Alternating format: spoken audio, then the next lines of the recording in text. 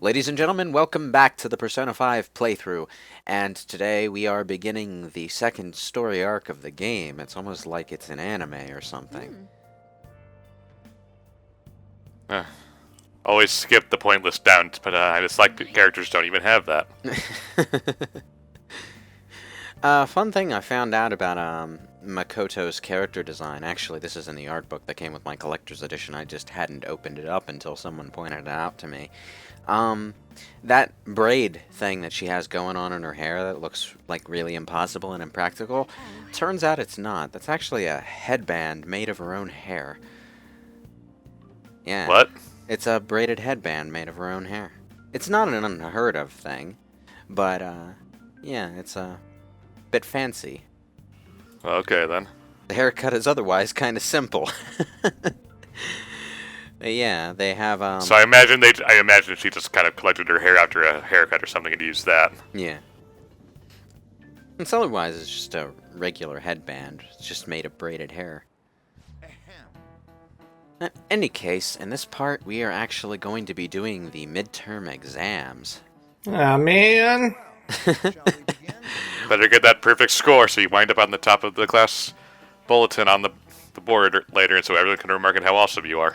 Yeah, it's like in Persona 3 and 4, you could do that on your first playthrough. You would just barely make it, though. Like, pretty much every playthrough of Persona 3 that I've done on my first midterm, I would always hit the required academics level to make that happen the night before the exam. So what Mr. Inui is saying here is that you either die a hero or live long enough to see yourself become the villain. Well, it's more like you die a villain and then someone makes you a hero afterwards. Both are possible, I suppose. This is one of those questions that you're probably not going to know without looking up. Without looking it up, at least if you live on this side of the ocean. But yeah, the answer is, according to my cheat sheet, Minamoto no Yoshitsune. Is that how it's pronounced? I don't know. Well, duh. Some drawn guy. I like how one of the answers was Daisojo. That's one of the more significant demons in Shin Megami Tensei. But I'm not sure what it corresponds to in mythology because I've always been too lazy to look up that particular demon's entry in the compendium. But it's right there when you're in the book.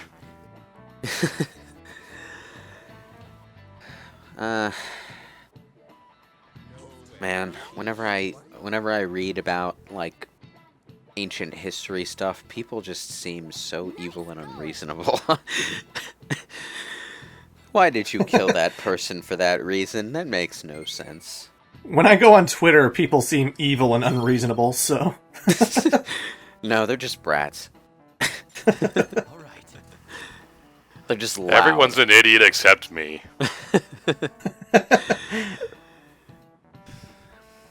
Mr. Inui also just looks really bored.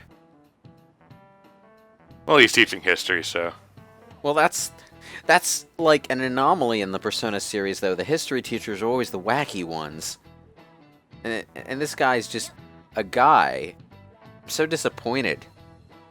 Atlas, you betrayed me. This isn't what I buy Persona games for. You buy them for the wacky history teachers?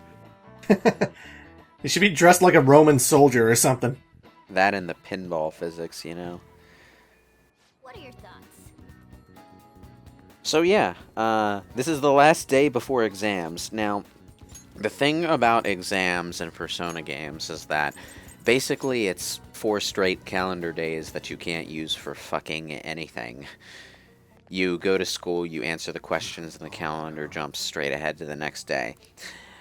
Which makes no goddamn sense. I mean, you would think that you would have extra time slots at night to study, which is basically what everyone does while their exams are going on.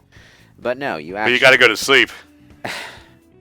Yeah, but no, you actually have to get your knowledge or academics level up to the required amount by the day before the exam. I mean, this is a new game plus. Oh, you can't do any more. Can't do any morning cramming. No, you can't. You can't do anything. You can't even like study. So, if you don't get your academics level up to the required amount by the day before the exams, you're not going to make it. But you don't necessarily need to get to the top to benefit in Persona 5. You just need to do acceptable. You'll get a higher bonus if you're at the top, but you're probably not going to do that on a fresh new game, at least not for the first few exams. I mean, if you really know what you're doing, I suppose it's possible, but you basically have to be grinding up your knowledge stat to the exclusion of everything else. So it depends on whether or not you want to prioritize that over, say, getting EY's social link started early. But in any case, yeah, I took this opportunity to upgrade some weapons.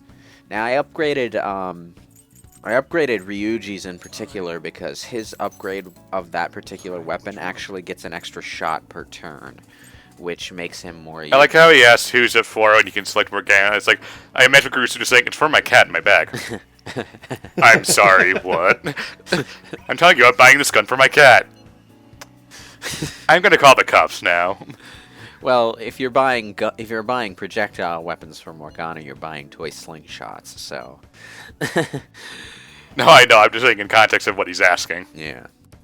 Now, I almost went to hang out with Ryuji today because this is the day that you're able to hang out with Ryuji again,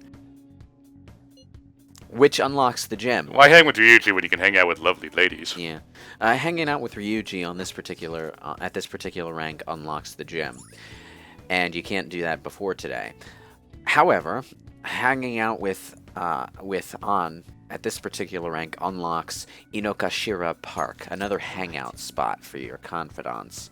Inokashira Park is a place that you can probably get one hangout for. Most of your confidants, in fact, will enjoy going to the park. It's a pretty safe bet if you don't know where to take a particular confidant or haven't unlocked a hangout spot that suits them yet. You might not necessarily get anything particularly special for that confidant, but it'll probably work out and you'll get extra bonus points for doing it. Well, most people like at least a calm, relaxing park area. Yeah. So, it's good to have this unlocked early. There are other hangout spots that are more interesting, though, like you can go fishing. Take Ryuji fishing, trust me, it leads to an interesting cutscene. Something's biting! Yeah, and then there's like a planetarium, which is interesting. It's a place that you can see the stars and everything. And then, of course, there's Destiny Land, which is basically Disneyland. Disney Whirl? Yeah, it's their bland name for Disneyland. Disney Whirl? They're not even being subtle about it. Like, characters wear, Mickey Mouse ear headbands, Anyway, this social link rank is kind of silly. But, if you want to get the maximum number of points here, you can't select Can We Stop yet until the next option pops up. Now, I'm not really sure why one of these is a compliment and the other one is just awkward. I can only assume that, for all of his tricksiness, Akira Kurusu is really bad at insults. But on the subject of Akira Kurusu and things he says, I just found out, the other day, that, there's oodles and oodles of unused voice clips for the main character that they recorded and, dubbed over for debug reasons, so there are English versions of them. But apparently, in development, Akira Kurusu was supposed to be a lot chattier than he is in the final game. And I'm almost sad to see those lines go unused, because a lot of them are pretty good. It always made me wonder how much dialogue he could have potentially had. Like, when the first anime cutscene happened, where we met An, and then they went into the palace, he said something, and I was like, oh my god, he talked! I wonder if they'll use any of that for the anime next year. Well, probably. Probably not the same line. Well, maybe the same Well, line, not the but exact lines, not but maybe the voice. same ideas. Yeah, probably some of the same ideas. I mean, they've already done the blank slate for Narukami in that anime, and they've already done Makoto Yuki in the Persona 3 movie just being the most depressed guy ever. So, they gotta do something different with Kurusu. And they also need to voice him for Persona Q too. I gotta remember that. The thing about Persona Q is that whichever protagonist you picked to be the focus of your game would be silent, and the other protagonist would talk. Which was interesting, even if the writing wasn't particularly good. It was a cool idea. And if Kurusu isn't the only protagonist in that one, they're gonna have to give him a voice for whenever you pick the other one. Yeah. It's like with the fighting game, with the anime, with Dancing All Night. Narukami, the main character of 4, was a chatty guy. He had a lot of dialogue in those games, but in the original, he's silent. All he does is say the persona names because, you're the main character. The awkward thing about Narukami is that he was voiced by the same guy who did Adachi's voice. And, because of that, when Narukami started talking regularly, Johnny Young Bosch changed his Adachi voice to be a bit higher pitched. And in Persona 4 Golden, this led to a really noticeable change in Adachi's voice whenever there was a cutscene that wasn't in the original game. Because he kept doing his new Adachi voice. JYB also has a habit of kind of sticking with one kind of voice. Well, yeah, it's the same kind of voice for both characters. It's just, he changed the pitch of the voice for Adachi because there were scenes in the anime where Narukami and Adachi were talking to each other. Yeah. So, like, you're watching the anime of Persona 4, and Adachi just sounds so much higher pitched compared to the game that it's like, hey, guys, how's it going? It's like, whoa. Shut up, Adachi. On the subject of Adachi, though, his story in Persona 4 Arena Ultimax is really well written. Like, I was surprised. It actually made me like the character. You don't learn a whole lot about Adachi in Persona 4, at least not until Persona 4 Golden gave him his social link. And, having his perspective on what his situation is after the game is really kind of interesting. Mm-hmm. It's also kind of funny because he's basically the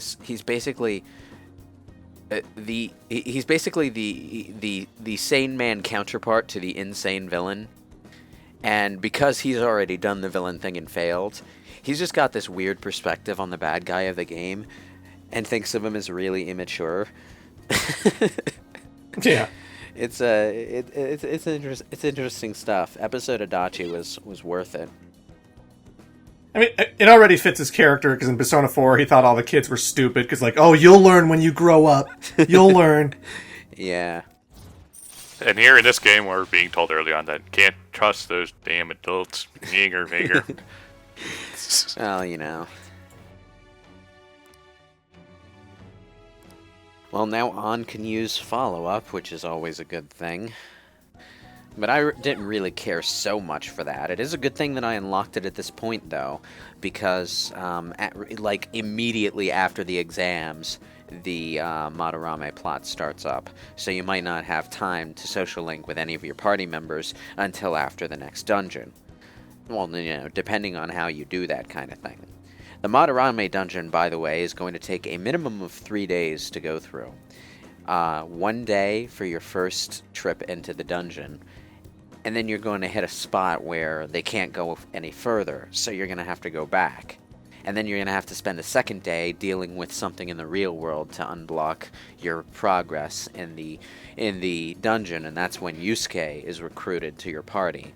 And then you'll have to spend a third day getting to the boss, and then you can fight the boss, which means you have to spend another 2 days. So it's 3 days to get to the boss, 2 days to beat the boss. Yeah. Man. When I put it like that, A lot of time sink. When I put it like that, it feels like a hell of a lot more than it actually registered as when I was playing. Because I blaze through these palaces in the minimum amount of time I can muster, and I managed to get through everyone except Kamoshida's palace in the minimum number of days.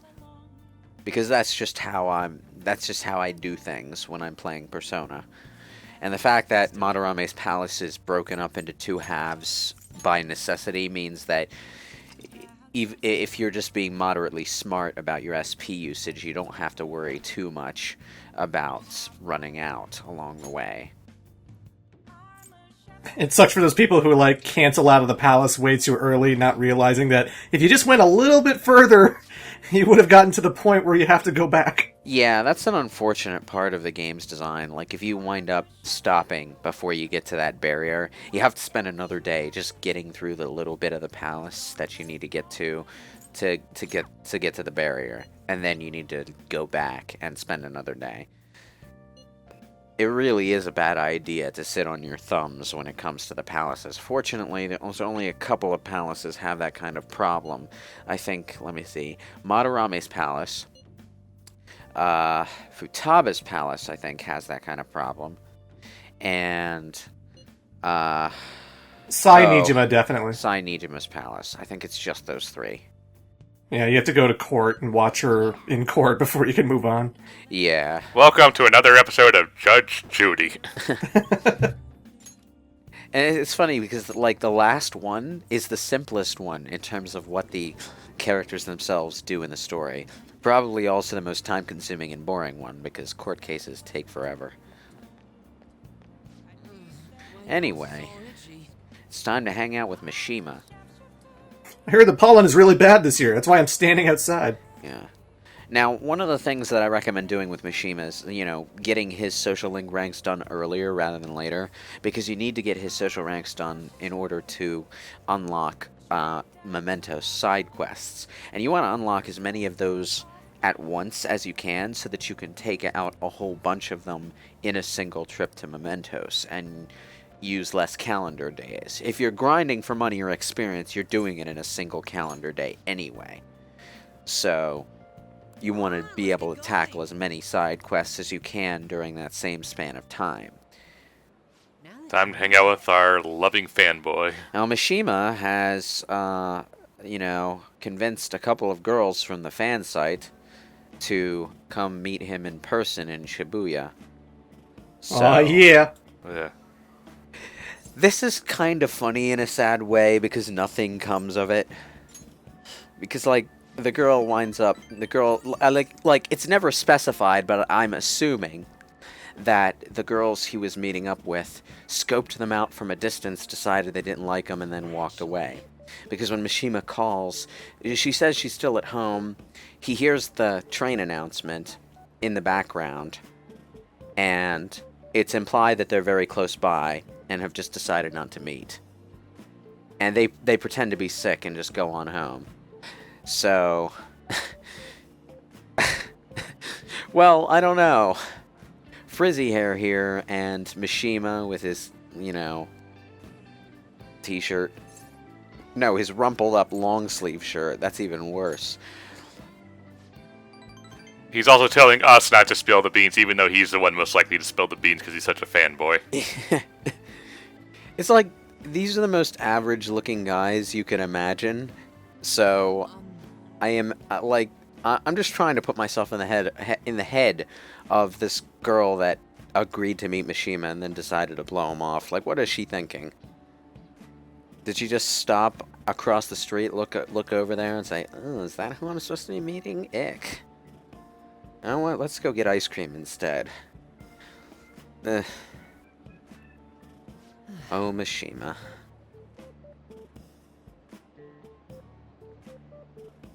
I've never actually met someone from online in person.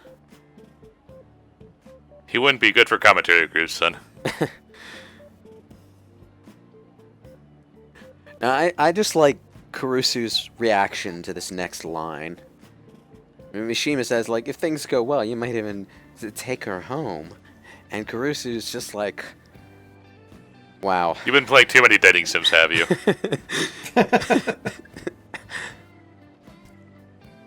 This kind of thing is why Kurusu keeps his mouth shut most of the time, because if he spoke his mind, the world would not survive. I just picture Kurusu as the vice president of the Kirito is Always Right Foundation.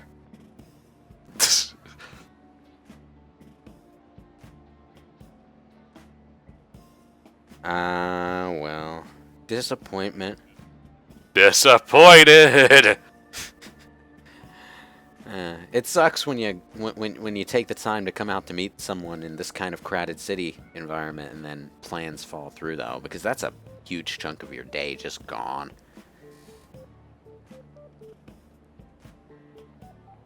I like how these vending machines here, packed to the brim with drinks, you can buy like 3 and then they're sold out. It's all, plaster. I like the detail that whenever it's a hot, sunny day, if you try to go get vending machine sodas, everything's sold out because everyone got soda. Soda. I actually didn't notice that. That would probably only happen during the summer, right? Yeah. Yeah, when the heat wave warning is up, where the pollen warning is right now. It's not a normal day. It's usually like the heat wave, like super hot, sunny day kind of thing. But you try to get a drink on that particular day, and every vending machine you go to will be completely empty, and they'll need to restock them for the next day. It's like, oh, come on. Oh, well. Could you not say that so loud and, out loud at all, Mishima? Oh, don't worry. Ryuji's got us covered there. I've surrounded myself with idiots. Well, I feel smarter by comparison. It's done wonders for my self-esteem. Well, we got ourselves some more XP in battles. That's always useful. I think with Mishima, if you max them out at 10, like even the backup party members get XP. Like the ones you aren't using. Yeah, that's a useful ability. I think that I might already have that benefit thanks to Mishima's confidant gift. But I don't have any background members right now, so... Now you know how hard it is, Mishima, of keeping a secret identity. Well, at least you don't have to switch the party members in one at a time and have them defend for a turn to level them up. Final Fantasy X? Yeah. That was so tedious. You have to do it for every single random battle. And, eventually you just fall into this autopilot rhythm of switching every party member in, but somehow I would always forget Kimari. Yeah. It was this bad habit of just forgetting Kimari, always forgetting Kimari, every single battle that I go into in that game. Yeah, it's like Final Fantasy XII. It's like a 100-hour RPG if you're trying to do all the side quests, trying to find everything. I used 3 party members the entire game because I didn't feel the need to switch them up, and the other 3 didn't get any experience at all. Oh, jeez. Jeez. So I got like level 99 people, and then I got like level 12, level 16. I'm like, yeah, I'm not touching them. Well, in the original Final Fantasy XII, it wasn't really even worth having more than a single party to leveled up. Because, everyone was learning everything. Everyone had the same skill set by the end. In the International Zodiac Job edition, it's a whole different kettle of fish because of the way the license grid works. But... the only benefit to having your backup party members leveled up is that when one of your existing party members dies, you can swap in one of the others. So, Yeah. But I still beat Yasmat without him. You poor soul. That fucking endurance test. Patience test, more like. You have your gambits set up right, you're at a high enough level, it's only a matter of time, and you repeat the same actions over and over and over and over and over and over and over and over and over. More flashbacks. I really love the exam music. I think this is one of my favorite tracks in the game. Well, the exam music is always great in these games, I think. But yeah, I like 3 and 4s a lot. This one's probably the best of the 3, though. I like because of these fancy HD graphics, we can actually see detailed exam papers on their desks. Yep. I only remember a few select times when I had to take an exam out of a pamphlet with a specialized answer sheet and everything. To think that they do this kind of thing, like, 4 times a year. 5 times a year. Whatever. Twice per semester. And with these exams, Morgana's voice clip is going to get burned into your brain because, ooh, we can do this! Yep. How does no one in the class taking a test hear the cat meowing? Because to them it's like, meow, meow, meow, meow, meow. So, yeah. Anyway, for answering the exam questions, you just have to remember the stuff that's been talked about in classes. Hot pot attendant. Now, now you really do have to pay attention to the exact questions being asked on the exam, because sometimes they fake you out by asking you about something you learned in the process of answering another question earlier in the year. Sometimes the answer is the opposite of what that question was. So if you just check the answers and then pick something that you remember seeing before, you might get the wrong answer. Yeah, it's not the same answer. It's talking about the same subject, and if you're paying attention, you'll get it no problem, but yeah. Sometimes they'll ask some off question that they mentioned it, but that wasn't the original question, you know? Yeah. The magistrate's patronage answer is an example of that. The actual answer to the question that I answered, literally the day before the exam, was the name of the person that came from. When in doubt, just choose C. And this is another example of that.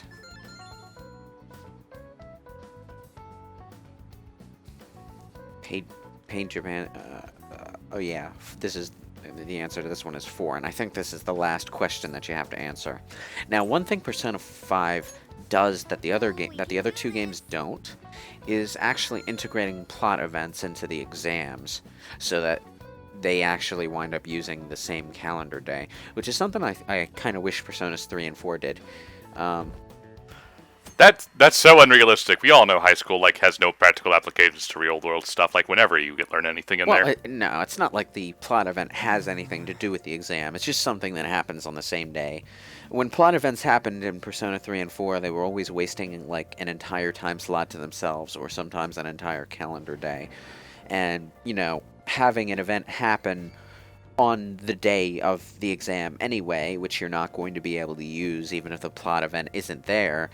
It's a bit more economy of calendar space. Hey, Ryuji was just playing Persona 5. Jeez. I didn't spend the whole night studying. I already know everything. You, as the player, can answer that question totally unironically. An, of course, was actually doing the smart thing and studying. Actually, the thing is actually staying up really late to study is not good for you. Yeah. You need to get a full night's sleep to let your brain process everything.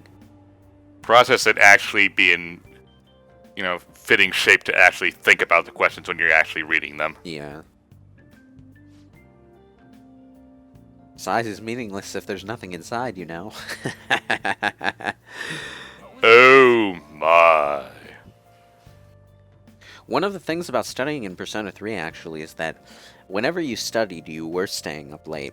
So there was always a random chance that your condition would decrease. You could go from great to good, or from good to sick, or tired. Tired or sick.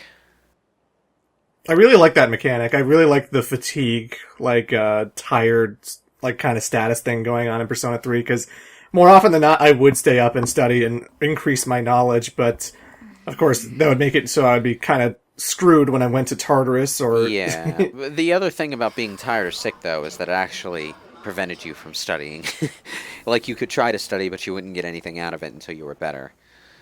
So, It was a bit of a problem when it happened, and a lot of players just wound up save scumming so that it didn't happen.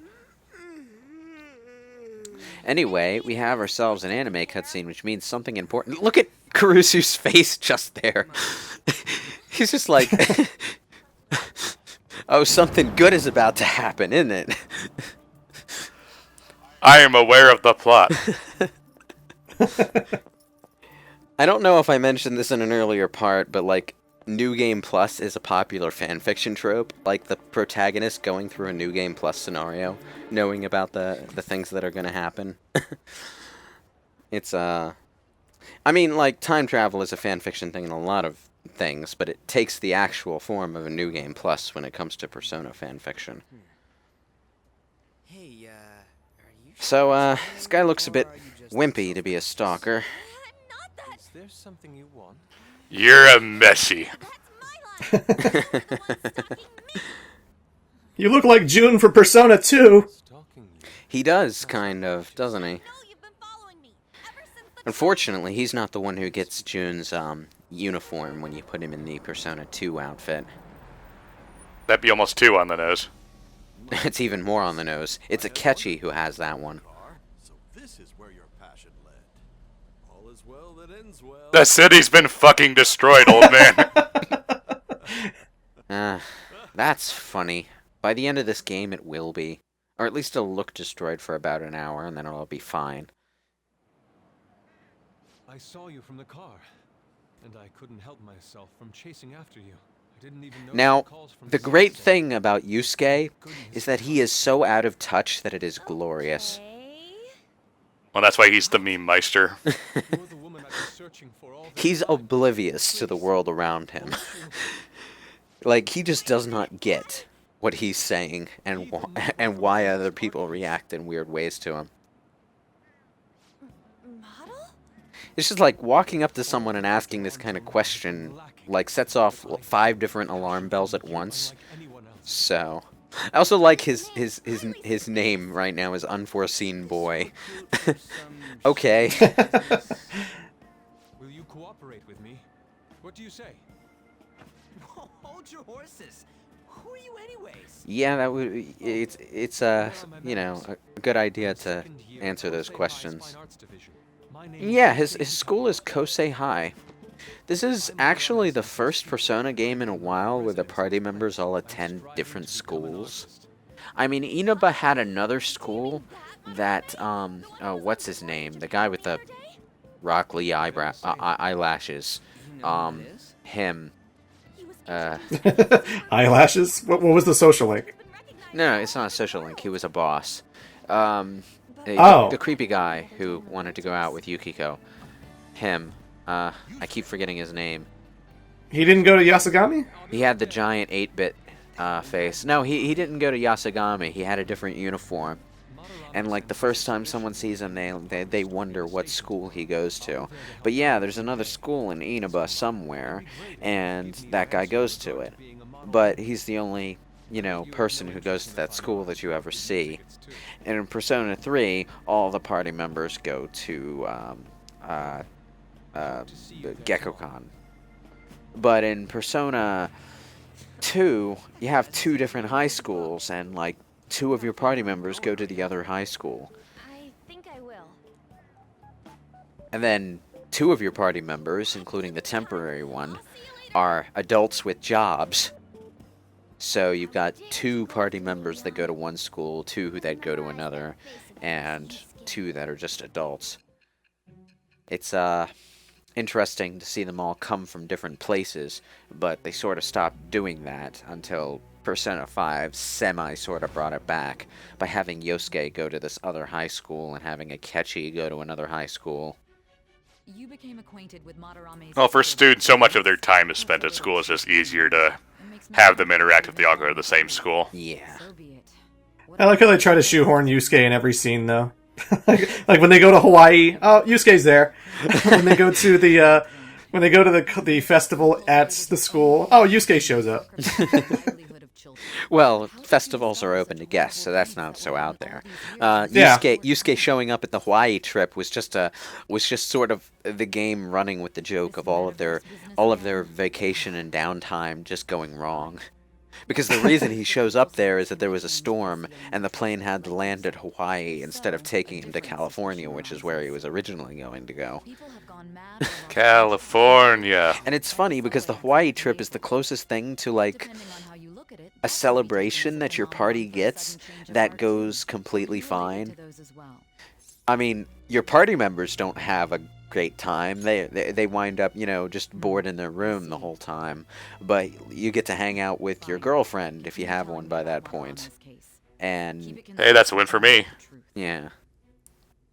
And it's actually a pretty chill scene, depending on who you go with, of course.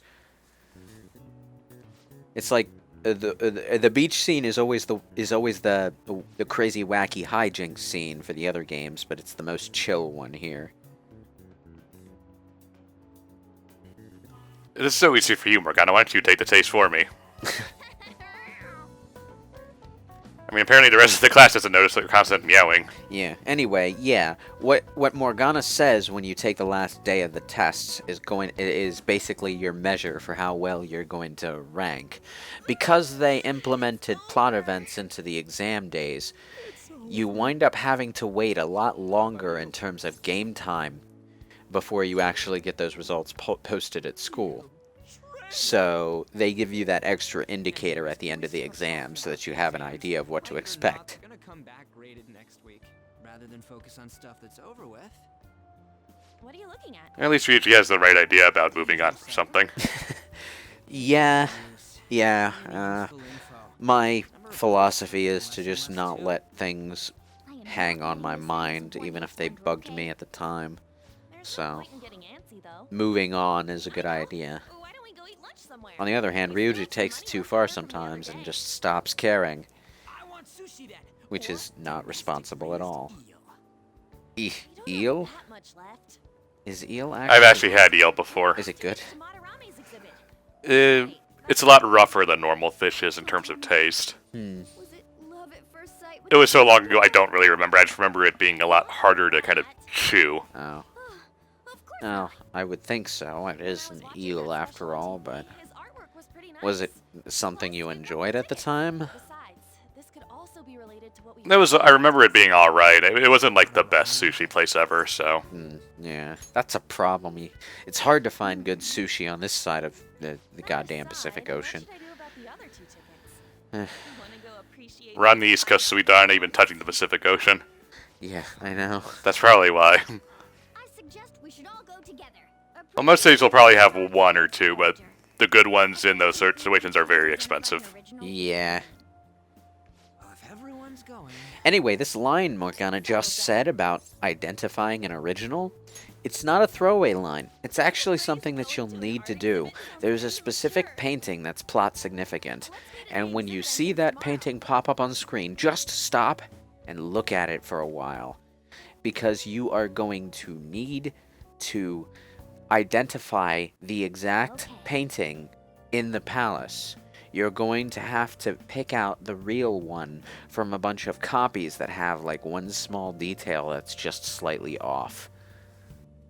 And if you can identify it at a glance, you'll have a much easier time in several of the palace's rooms.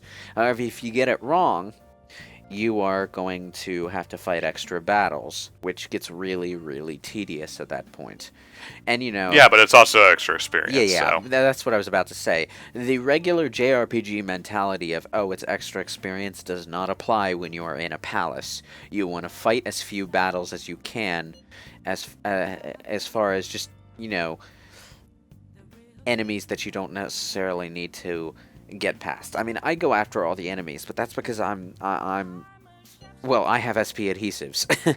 My SP is going up and up and up all the time.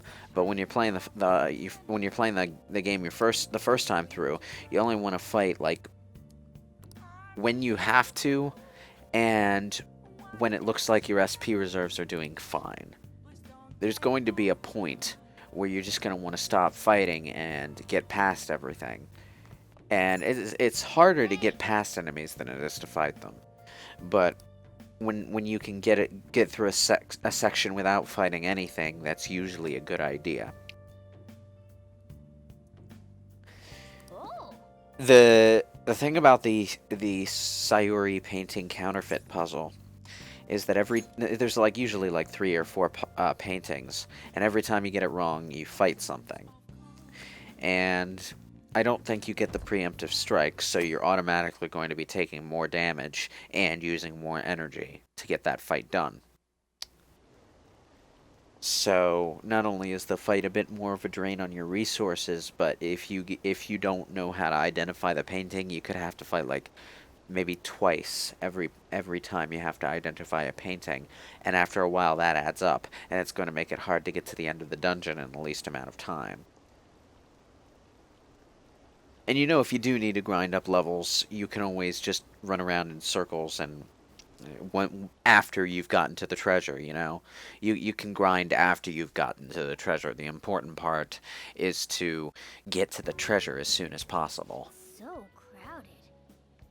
It'll be a pain in the ass if someone sees So you. anyway, Stick your head out too much. one of the things that we're going to be finding out about Madarame here is that he is a painter who apparently has this like almost supernatural ability to paint in Make sure that you a don't get seemingly away with the endless others. number of different I'll styles. show you around.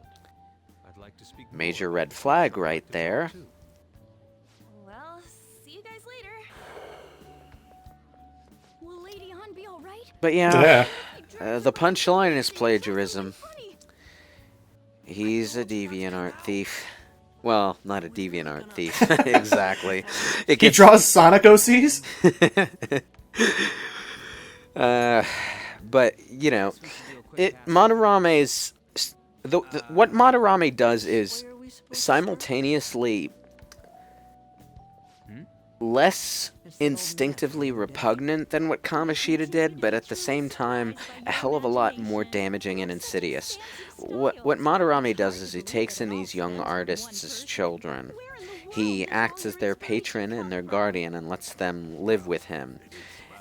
Through emotional manipulation, he bends them into submitting to him and regarding him as an authority figure and as an instructor. And then he pretends to be in a slump, like he pretends that he has lost his touch and can't create anything. But, you know, he needs his paintings to survive, but he's really poor, or at least he looks like he's really poor. And, you know, his students who feel indebted to him are manipulated into allowing him to take credit for their work. And before they know it, he's milked them for all that he can get, and he abandons them, and they wind up on the street. Several of his former pupils are homeless people that you can find around the underground. Nakanohara, the government worker who was stalking someone, is also another student of his, and he didn't wind up quite so badly off. He has a job, obviously, but he was so emotionally frustrated by that whole situation that he took it out on someone else. He's special. There you are, Yusuke. Sensei. Ah, Sensei-san. Ah, the girl from yesterday. Are you enjoying the exhibit? Now, Daniel-san, I will teach you how to wax on and wax off. But it's really amazing. You're sensing something from the artwork. Yeah, Madarame does have that, you know, Artist satisfaction. that traditional Japanese sensei look to him. Well then, He's even got like the big baggy sleeves that he folds up. You'd imagine Yep. It's almost cartoonish in a way. He seems really friendly. But, you know, he seems like really, really nice. Like, Kamoshida could act nice, but since you had that impression of him from the beginning that you knew he was a bad guy, you already knew it was an act before it started. When you first meet Madarame, he seems genuinely nice, because you don't know what's up with him yet. Like, the only thing that you know is that some shadow mentioned him. Something wrong? And Sai Nijima says that he's a criminal. But until the Phantom Thieves put things together and figure out that he's plagiarizing, you don't necessarily know exactly what to look for. And even after they find out that he's a plagiarist, you don't know the full extent of what he's been doing until you talk to the homeless people. And then when you talk to the homeless people, you get a better idea of it, and you have more than just the vague notion of what's happening to Yusuke that these kids come up with. And at that point, the way Yusuke is behaving starts to make a little bit more sense. But then you go even further into the dungeon, Dragged into this huge crowd and and anyways, you Yusuke joins your party and has a conversation with Madarame's shadow, and it becomes even worse. But then when you get to the boss, and this is a case where when you get to the boss, you find out about the worst thing Madarame has done. So the evils just keep piling up with Madarame as you go through the palace, and in a way it's more interesting than the way Kamishita was handled, where the build-up to hating Kamishita happened before the palace, and it was basically a justification for the Phantom Thieves deciding to do this really morally questionable thing to deal with him. I wonder if Kitagawa-kun posted this. I don't know, it's just, the pacing of it is different, and in a way it's refreshing. In that case, it's possible the Madarame we heard about in Memento... Everyone's treated a bit differently as far as cases go in this game, which is at least nice enough to keep you interested.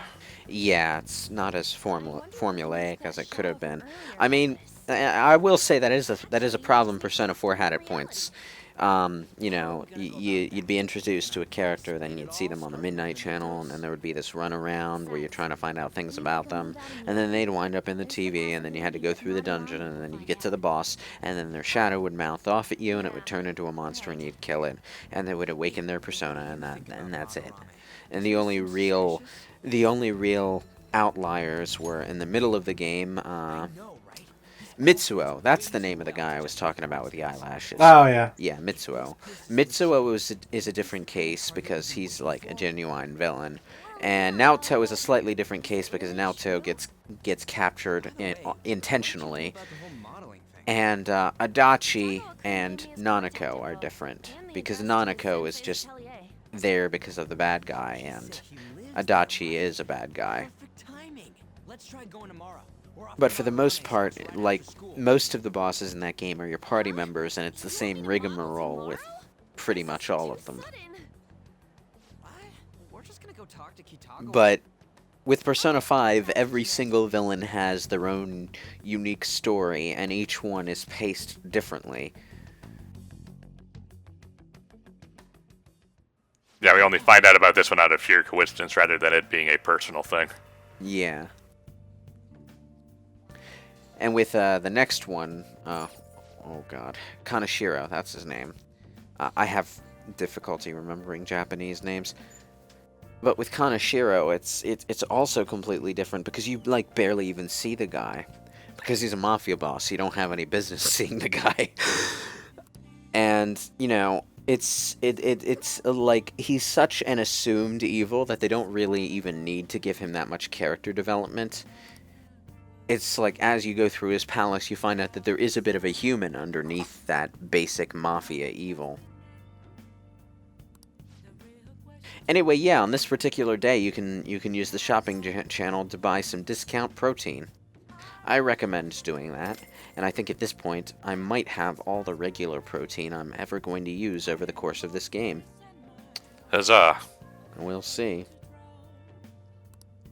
I'll probably start going to the gym around the time that I've finished this particular dungeon, because I actually do want to use the gym to beef up my SP reserves and HP. That was a good thing to have. Yeah.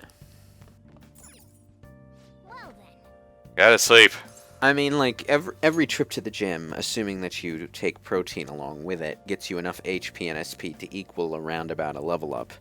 So if you go to the gym fairly regularly, it's like leveling up your main character a few times every month. And, you know, it doesn't get you the same benefit that an actual level up does, which is like being able to fuse higher level personas and being able to recruit other personas, but it does at least give you more resources to cast spells with, and, you know, you'll last a bit longer in battle. Topical, topical, topical. Well, it's topical because he mentioned the topic at the beginning of this. He said, hey, Madarame's in town, he's having an exhibition. Let's talk about art. Anyway, the answer is Van Gogh. That's a pretty easy one to guess. Yeah. I probably would have guessed this one too. I mean, I don't think I've ever heard anything about Picasso's paintings being particularly expensive, and Madarame is the obvious joke answer. No, Caruso, it's not Madarame. Sit down. This is an interesting piece of trivia, though. That Van Gogh made the most expensive painting up until a point, but then after the 21st century, like a new record gets set like every year, which makes sense because the general standard of artwork over the last 15 years or so has gone up drastically as compared to, say, the 90s. But I just want that Action Comics #1, damn it. I think it's like the big thing, one of the big things is like the advent of digital artwork, making it just generally easier to practice and get experienced and produce artwork once you get to it, and to undo your errors while doing so, which I imagine is a large factor in why the quality of artwork in general has gone up. You don't have to start over from scratch to redo something. You just have to back up a couple steps. Yes, art can make you a tidy sum if you're good at it, and if you're... Well, it's not so much if you're extremely good at it, if you lucky. just happen to get famous for it. If you're good at it and extremely lucky, I was gonna say. Okay. But like, but you know, like, indie artists, on the other hand, like, you're doing a lot of work for a relatively small amount of money because there are a lot of indie artists out there. Pricing. Well, that's why the stereotype of the starving artist exists. Well, the stereotype of the starving artists is an older stereotype from a time when art was a different kind of investment. I mean, nowadays you can propagate your artwork online and make yourself really visible that way and sell artwork to people all over the country. Whereas back then you kind of had to find people locally who wanted your stuff, or could direct you to people who wanted your stuff. I really like this part. This is a great scene. We didn't pay the pet fare. Why didn't we pay the pet fare? We have a cat. It's not a cat, it's a stuffed animal. It meows when you press on its head. Oh, here we go. Ryuji's having too much fun with this.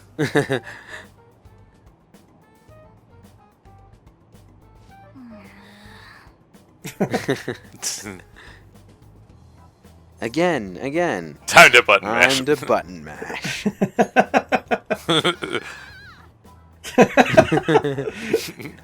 Caruso the asshole. That's what you get for sticking your head out.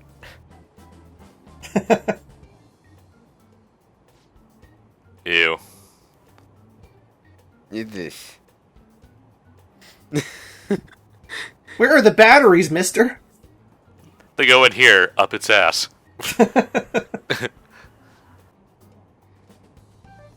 Well, now that distraction is over and done with, let's go see about Madarame's house. Bye-bye. I think I might be slightly behind because my video froze for a couple seconds there.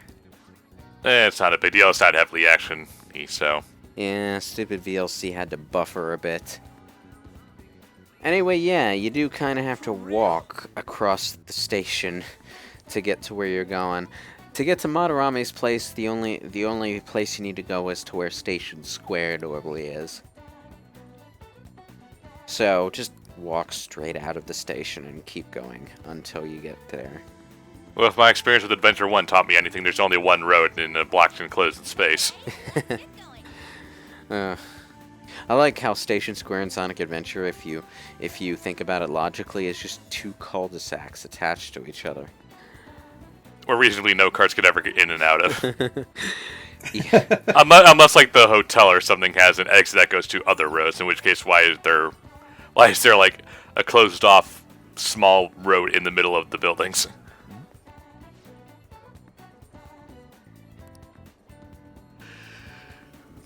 Oh, look, Kurusu's doing that thing again where he just butts his face into people's conversations. I wonder what An and Ryuji are thinking when he does that while they're out and about. They're just staring at him. I hope they make that a joke in the anime or something. But you know what? No, what there needs to be is a kind of a Movie Gear Solid thing for like the Persona anime, where there's like just random outtakes of them doing like in-gamey stuff and the characters reacting to it. Well, the Persona 4 anime, for all of its faults, was fairly self-aware. There was the infamous scene where Nanako talks about how Margaret told her that the main character was a man whore.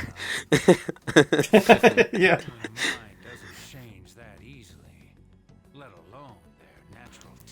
I'm speaking this out loud to myself for some reason. This scene is extremely random. Like, it doesn't seem to really belong. It's just sort of shoehorned in as a transition cutscene. But yeah, the SIU director is up here talking to himself about, you know... Evil things. We've noticed a disturbance in the force. This overhead view of a residential area in Japan is like... It's really, really different than what you see over here. It's so packed in. Well, that's Japan for you. Yeah, I know. I mean, like, here we have, like, neat lines of housing with space in between each street and everything. In Japan, man, they might as well have just dumped a bunch of building blocks on the ground and built a house wherever one landed. People really do live here. I really like that this is like a... It feels almost like an old, like, 70s, 80s movie, that this is like a big backdrop. Like, this isn't like a 3D polygonal model house, you know? It's like, I think the door is... Yeah, the door frame definitely is, but... Yeah, I think the door is, but, like, everything here is just like a backdrop painting. Yeah, a lot of the environments in Persona 5 are pre-rendered backgrounds. The ones that don't necessarily need to move or be viewed from different angles are backdrops. Yeah. It's almost like the characters are in front of a green screen, even though it's a video game, and it's like if they were actually actors. Like if someone was playing Ryuji and An, you know? It's a weird, silly quality to it, but I like it. Now, if you were paying attention at the museum, it was heavily implied that the painting that An particularly wanted to see happened to have been painted by Yusuke and was given to Madarame for his use. Now, Yusuke is basically Madarame's current cash cow, but because of Madarame's emotional manipulation, Yusuke has a certain sense of, shall we say, Stockholm Syndrome. So he's inclined to defend Madarame when the accusations are leveled at him. It's not going to be until he sees Madarame's shadow up close that Yusuke decides to fight back. It's interesting in contrast to the people who were being victimized by Kamoshida, because the people who were being victimized by Kamoshida definitely knew that he was the villain. They were not sympathetic to him at all. So this is a case of an abuser who is more... you know, in a way more dangerous, because the people who he sets his sights on wind up feeling like he is on their side. Yeah. Emotional manipulation. Until it's too late. Like they don't really understand what's happening to them until it's all done. The Makoto social link is a pretty good parallel of that as well, with the girl who's dating that guy who's clearly using her. Yeah. By the way, this painting, this is the one that I was talking about. You're going to have to identify the original based on this picture. So I recommend screen capping this picture on your PS4 using that handy-dandy share button. You can't, though. Oh, yeah, you're right, you can't. I wanted to take so many pictures, but the friggin' thing's blocked because Atlas won't let you. Yeah. Yeah, just look it up online then. We all have smartphones. Yeah. Well, you know, if you need a screen cap, viewers, you can always just pause this video and do it that way. The print screen key is there for a reason. So convenient. Man, I only thought we found a new target too. Now, for other palaces after this, we're going to actually have to take a few days to figure out what the keywords are to enter the palace. It so happens that Madarame's particular profession makes the choice obvious. But why? Madarame? Plagiarism? Now, I don't actually know what happens if you get this question wrong, because Kurusu does have an opportunity to guess at the keyword, and you do have to pick from 3 options. I don't know what happens if you get it wrong, because the answer is bloody fucking obvious. It is obvious, but if you do pick the wrong answer, it's just that, like, Ryuji and An go, well, that doesn't sound right, and then they'll just guess again. It's an endless loop. Yeah. Right. It's a bit You're never locked out of going into Madarame's palace. Alright. I was wondering if maybe it would take an extra day if you got it wrong or something. That'd be fucked up. pain. Yeah, it kinda would be.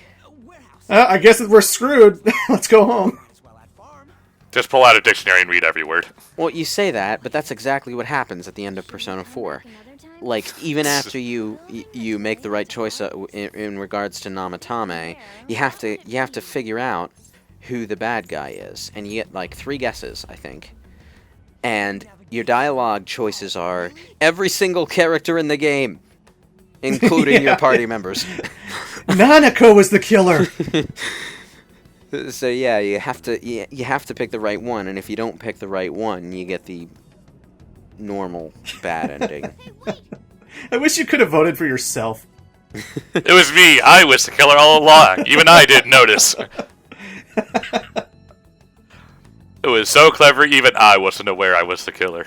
Oh, and this is another scene that's building up toward the twist at the end, where Morgana here calls attention to the fact that in areas with less cognitive distortion, it is very possible to slip into the metaverse without noticing that you have done so.